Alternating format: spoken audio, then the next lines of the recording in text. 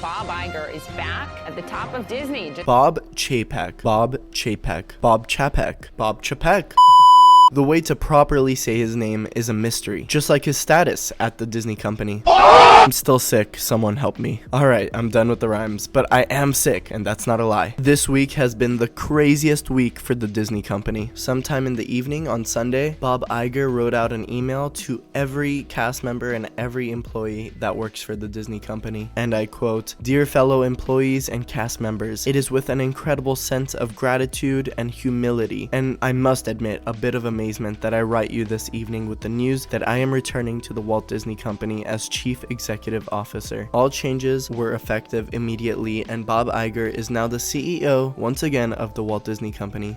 Aside from the rest of the Disney Company, we're gonna focus mostly on the changes done to the parks. Chapek is responsible over some of the changes that came to the parks. This includes the drastic price changes to the introduction of reservation-based park entry to the Disney parks. Of course, there were a lot more changes under Chapek's rule. There were a lot of changes that were not done by Chapek, but instead by someone else. Josh D'Amaro.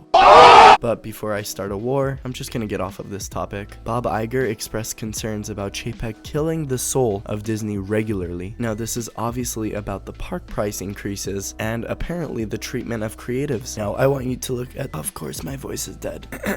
I want you to look at someone on your left and someone on your right and ask them, is money important? The obvious answer is yes. A one-day ticket to Disneyland used to be about $110 or $115. It is now $179. A park hopper ticket used to be $140. It is now $244. If a family of 4 wants to only go to Disneyland for one day, it would cost them $716. Now let's say they wanted to buy a park hopper, that would cost them $1,000. What this is essentially doing is removing the opportunity for the lower and middle class to enter Disneyland. And of course, this kills the soul of Disney. While things become more and more expensive, people start to go to Disneyland a little less than usual, or maybe not at all. People will begin to lose interest in the product that Disney is offering. Because imagine, you're a parent bringing your significant other and 2 kids to Disneyland. You're going to be spending on average $1,500 on park admission, food, merchandise, snacks, and don't get me started with Genie Plus. Now let's say you've spent some time to save up for this trip and the fireworks get canceled, or your favorite ride is down for majority of the day and you're stuck waiting in lines all day and you had to pay $30 for parking, and your kids start crying because they want to go on that ride but it's closed. Then they ask you for a churro, and then they're hungry, and then they say they're hungry again. Screw you, little Johnny, you just ate 20 minutes ago. The fact of the matter here is that the prices can alter your mood. If you only paid about $400 to get your family in, and you've saved up for this trip,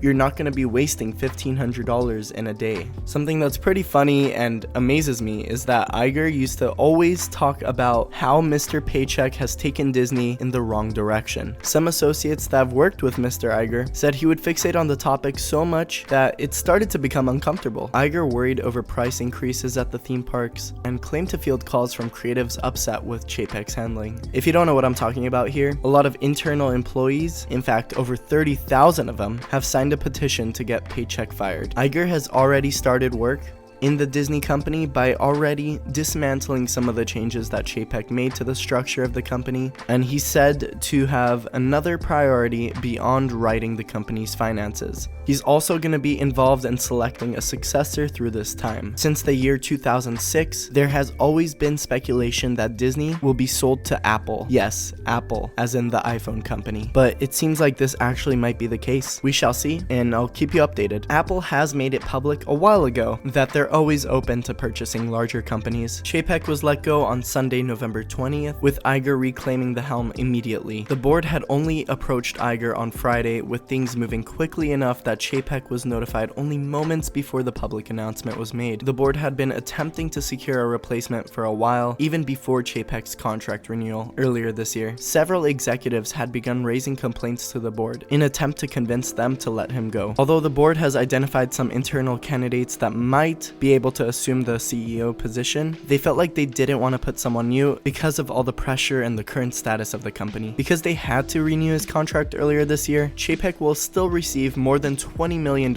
in a severance package. That's gonna wrap things up. I hope you guys found everything in this video informative, and be sure to subscribe for more updates. I'm JP, the host of JP Land, and I'll see you guys in the next one.